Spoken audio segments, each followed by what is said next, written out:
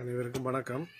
இன்று பவுனதீவு பிரதேச சபையின் தவிசாளர், உறுப்பினர்கள், போலீஸ், ஜிஎஸ், இடிஓ, சமுத்தி உத்தியோகஸ்தர் அவர்களோடு இணைந்து முதற்கட்டமாக இன்று ஈச்சந்தீவு கிராமத்தில் வடிசாராயம் விற்பவர்களை இனங்கண்டு அவர்களை இனிமேல் கிராமத்துக்குள் வடிசாராயம் விற்க வேண்டாம் என்பதனை தெளிவூட்டி அவர்களுக்கான இனிவரும் காலங்களில் அவர்கள் வடிசாராயத்தை விற்றார்கள் என்று சொன்னார் அவர்களுக்கு தண்டனை வழங்கப்படும் என்றும், அதேபோல் டிஎஸ் ஆபீஸோடு இணைந்து அவர்களுக்கு வழங்கப்படும் QR கொடுப்பனவை நிப்பாட்டுவதாகவும் கூறியிருந்தோம். அதற்கிணங்க இன்று அவர்கள் வடிசாராயத்தை முற்றாக விற்பதை நிறுத்துவார் என்று கூறியிருக்கின்றார்கள்.